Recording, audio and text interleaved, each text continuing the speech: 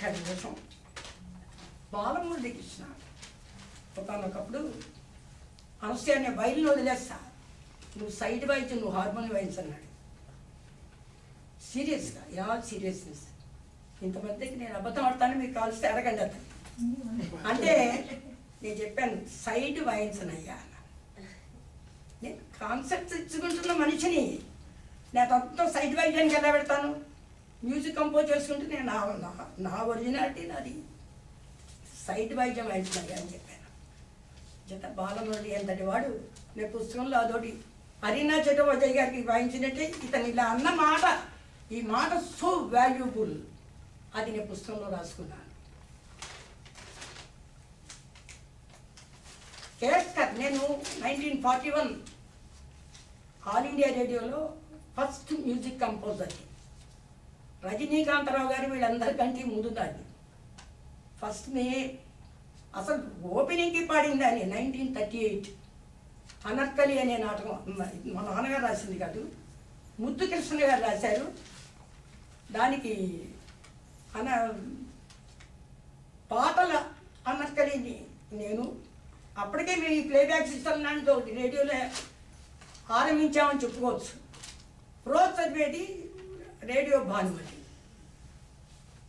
అంచేత అప్పుడు రారమ్మ రారమ్మ మందారమ్మ రక్తకర వీరమ్మ అనే పాట, తర్వాత ప్రొలోగ్, ఎప్లోగ్ అంటారు, పోయినది దానిమ్మ పువ్వు, తీయ తీయ తనాల ప్రోగు, ఈ 2 పాటలకి ట్యూన్ పెట్టి పాడాను 1938లో. అప్పుడు చెప్పేది ఏమిటంటే నన్ను 1940 ఆ ప్రాంతానికి అనమాట వస్తుండేదాన్ని, కాకినాడ నుంచి పాడుతున్న పాట పాడి వెళ్ళిపోతున్నాం ప్రోగ్రామ్స్ చేసి. ఒక ప్రోగ్రాంకి వచ్చినప్పుడేమో గోపాలన్ అనే ఆయన స్టేషన్ డైరెక్టర్గా ఉన్నారు. ఆయన అడిగారు, నువ్వు ఇక్కడ ఆర్టిస్ట్గా వర్క్ చేస్తావా? 50 రూపాయలు జీతం. నేను ఒక గంట కచేరీ చేస్తే నాకు 1016 ఇస్తారు అప్పటి రోజుల్లో. నేను నెల్లాళ్ళు కష్టపడి పొద్దు నుంచి సాయంకాలం వరకు వర్క్ చేస్తే నాకు 50 రూపాయలు జీతం అండి. అయినా మా నాన్నగారు నాకు చదువుకుంటుంది అప్పటికి, నాకు ఇంటర్మీడియట్ అప్పుడే అయిపోయింది. లేదండి నేను 1943లో డిగ్రీ తీసుకున్నాను. అదే మా అమ్మాయి ఉద్యోగం చేయదన్నారు. కానీ 1940లో నేను మనస్సు మార్చుకున్నాను. ఎందుకు మార్చుకున్నానంటే సిఆర్ రెడ్డి గారిని మెప్పించి ఎలాగోతేనే ఆయన దగ్గర నుంచి మ్యూజిక్ గ్రూప్ ఆంధ్ర యూనివర్సిటీలో పెట్టించుకున్నాం వ్యక్తి నేను. ఎస్ఎల్సీకి ఇచ్చారు 5 show, you will be the first and last student అన్నారు ఆయన. లేదంటే వస్తారు ముందు బిగించేస్తే కదండి తర్వాత నెమ్మదిగా వస్తారంటే ఆయనకి నమ్మకం లేకపోయింది. 5 స్టూడెంట్స్ లేకపోతే నెక్స్ట్ ఇయర్ తీసేస్తాన్నారు. సరే అనుకుని నేను నా సంగతి చూసుకుని నేను ఎస్ఎల్సీ పాస్ అయ్యాను. అదైన తర్వాత నెక్స్ట్ ఇయర్ ఇంటర్మీడియట్కి ఇవ్వమంటే కొంచెం పేచీలు పెట్టారు, తర్వాత ఇచ్చారు. ఇంటర్మీడియట్ 2 ఏళ్ళు అయిన తర్వాత బిఏకి వచ్చిన తర్వాత మళ్ళీ ఏమంటే డ్రిల్లుతోటే మ్యూజిక్ పాస్ అవుతావా నువ్వు, డ్రిల్లుట అలాగే నీకు వచ్చింది కదా అని చెప్పి దాంతో ఈజీగా పాస్ అయిపోదాం అనుకుంటున్నావు. నేను ఇవ్వను, పాలిటిక్స్ తీసుకో అని ఇచ్చారు కదా. 5 స్టూడెంట్స్ చూపిస్తే ఇస్తాను. అప్పుడు అదిగో మా గురువు గారి మనవరాలు, మా గురువు గారు మునుగంటి వెంకట్రావు గారు కొంచెం చిక్కుల్లో ఉన్నారు. అప్పుడు వారినేమో లెక్చరర్ చేస్తే 5 స్టూడెంట్స్ తీసుకొస్తే పెద్ద రామస్వామి గారు అన్నారు, మనం మ్యూజిక్ గ్రూప్ ఓపెన్ చేస్తాను పిఆర్ కాలేజీలో అన్నారు మా ప్రిన్సిపల్ గారు. అప్పుడు మా గురువు గారిని లెక్చరర్ చేయించి, మా మావయ్య కోఆపరేషన్ కూడా ఉంది కనుక చేయించి 5 స్టూడెంట్స్ ఓలేటి వెంకటేశ్వర్లు, విజయమూరి సీత, చంద్రమతి అని ఒక క్రిస్టియన్ గర్ల్, లక్ష్మి మణి అని ఏలూరు రామారావు గారు కూతుళ్ళు 5 స్టూడెంట్స్ని క్యాన్వాస్ చేసి ఇప్పించాం. అది ఇప్పుడు తర్వాత మాట అనుకోండి, నాకు బిఏకి ఇవ్వలేదు, నాకు బిఏకి ఇవ్వలేదని నేను చదవనున్నాను. మా నాన్నగారితో నాకు చదువు ఇంట్రెస్ట్ లేదు, నేను మ్యూజిక్ లైన్లో పెడతాను, నాకు రేడియోలో ఉద్యోగం ఆఫర్ చేశారు, నేను ఉద్యోగం చేస్తానని చెప్పాను. సరే ఉద్యోగం దాని 50 రూపాయలకు ఒప్పుకొని అన్నాను కదా. అప్పుడు ఎస్ఎన్ మూర్తి గారు ప్రొడ్యూసర్, సూర్యనారాయణమూర్తి గారు, ఆయన అన్నారు, అమ్మ మ్యూజిక్ కంపోజర్ అవుతే ఒప్పుకుంటావా అన్నారు. దానికి 150 రూపాయలు ఉద్యోగం డబ్బు. అది పార్ట్ టైం 2 to 5. సరే దానికి ఒప్పుకున్నాను. గౌడీ మఠం దగ్గరేమో రాయపేటలో శాంతకుమారి పుల్లయ్య గారు వాళ్ళ ఇంటికి ఒక పళ్ళందరూ అస్తమాని వాళ్ళ ఇంటికి వెళ్ళి కూర్చునేదాన్ని. అక్కడ ఇల్లు తీసుకున్నాం. మా మేనత్తనిచ్చి నన్ను అడ్డ పెట్టారు. 1 year ఉద్యోగం చేశాను చదువు మానేసేసి, ఎందుకని మ్యూజిక్ గ్రూప్ ఇవ్వలేదని. ఆ రోజుల్లో ఏం చేశాడు ఈయన కేస్కర్ గారు, హార్మోనియం బ్యాన్ చేశాడు. నాకు కుడి చేయి పిరిగిపోయినట్టే హార్మోనియం బ్యాన్ చేస్తే.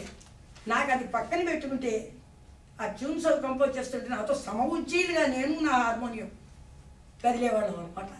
నాకంటే బ్రెయిన్ ఒకప్పుడు హార్మోనియం ఎవరు ముందు ఎవరు వెనుక అన్నట్టుగా, ఎందుకంటే ఒకప్పుడు అంత షార్ప్గా వెళ్ళిపోయేవి వేళ్ళు వాయిద్యం. కొన్ని వేల ట్యూన్స్ నేను కంపోజ్ చేశానంటే నాకు ఆ హార్మోనియం మీద ఉన్న మక్కువ, హార్మోనియం నాకు ఇచ్చిన ఇన్స్పిరేషన్ కూడా. అప్పుడు కేస్కర్ గారేమో బ్యాన్ చేసినప్పుడు చాలా మేము అందరం కలిసి వారికి గొడవ చేసాం, అజిటేషన్ లెవెల్ తీసాం. మొత్తం మీద ఆయన ఇచ్చేసారు మన గారికి ఒప్పురాది. ఎందుకంటే ఇది క్లాసికల్ మ్యూజిక్కి అక్కర్లేదు. అలాంటి క్లాసికల్ మ్యూజిక్ పెట్టుకోకండి బ్యాన్ చేసామంటే అర్థం ఉంది. లైట్ మ్యూజిక్కి హిందుస్థాన్ మ్యూజిక్కి ఇంత లేకుండా ఉండదు కదా, ఎలా బ్యాన్ చేయగలరు? చాలామంది హిందీ గాయకులు వాళ్ళందరూ కూడా సైడ్ మా వైపు మాట్లాడారు. ఇది రేడియోలో బ్యాన్ చేశారు, అంతకంటే అంటే మళ్ళీ నా హార్మోనియం నాకు వచ్చేసింది. ఈ హార్మోనియం ఎంత గొప్ప హార్మోనియం అంటే మోహన్ ఫ్లూట్. ఆ రీడ్స్కి పేరు ఎవరికి, మీకు ఇక్కడ ఎవరికి తెలుస్తుండవు. ఆ రీడ్స్ పేరు మోహన్ ఫ్లూట్ అంటారు. ఇద్దరికే తెలుసు. నాకు సుబ్బుడు అని హిందూ క్రిటిక్ ఒక ఆయన ఉండేవారు, సార్ పోయారు ఇప్పుడు. ఆయన బ్రహ్మాండమైన క్రిటిక్. ఆయనకు ఒకటికి తెలుసు ఈ మోహన్ ఫ్లూట్. ఆయన పుస్తకంలో రాసుకుంటే చదివి నేను ఆశ్చర్యపడిపోయాను. ఓ ఈయన కూడా తెలుసా అని. ఈ మోహన్ ఫ్లూట్ రీడ్స్ కలకత్తాలో అమ్ముతారు. అవేమిటి అతి మాధుర్యంగా ఉంటాయి. హార్మోనియం ఒక జారింగ్ నోట్ వస్తుంది ఒకప్పుడు కొన్ని హార్మోనియమ్స్, అలా కాకుండా ఇది మాధుర్యమని ఆ రీడ్స్లోనే ఉంది. జర్మన్ రీడ్స్ ఏవో కాకపోతే ఇవి నాకేమిటంటే మా మేనత్త హార్మోని నేను నేర్చుకున్న హార్మోని నేను వాయించడానికి సింగిల్ రీడ్, నాకేమో ట్రిపుల్ రీడ్ వాయించాలని ఉండేది. కలకత్తా వెళ్ళినప్పుడు ఆ కలకత్తాలో నాకు దొరికాయి ఆ రీడ్స్. తక్షణం అక్కడ అవి యాడ్ చేయించేసి 3 కలిసి ఇప్పుడు ఆ స్పెషల్ హార్మోనియమే నా దగ్గర ఉంది. ఆ హార్మోని నా దగ్గర 3 హార్మోని, ఇంకోటి ఎవరో అమ్ముతుంటే ఇంకోటి కొన్నాను. కూడా నా 3 అమ్మాయిలకి ఈ 3 హార్మోనియాలు ఇద్దామనుకున్నాను. ఏ ఒక్కరికి ఇంట్రెస్ట్ లేదు. అందుమూలంచి మగపిల్లల్లో మా అబ్బాయి ఆఖరి అబ్బాయికి కొంచెం సరదా ఉంది, వాడికి హార్మోని ఇచ్చాను. రెండోది అలా స్పెషల్గా అలా పెట్టి ఉంచాను, ఎవరికి ఇవ్వలేదు. ఎవరు మన వల్ల ఎవరైనా వస్తే చూస్తాను, లేకపోతే చెప్పాను నా బిల్లులో రాశా, నా డెత్ బెడ్లో నా పక్కన హార్మోనియం పెట్టండి, అది కూడా పక్కన ఉండాలని చెప్పి నా కోరికల్లో అదొకటి చెప్పాను కదా. మాయల్ ఫకీర్ ప్రాణాలు ఎక్కడ ఉన్నాయంటే చిలకలో ఉన్నాయన్నట్టు, అనసూయ ప్రాణాలు ఎక్కడ ఉన్నాయంటే హార్మోనియంలో ఉన్నాయి.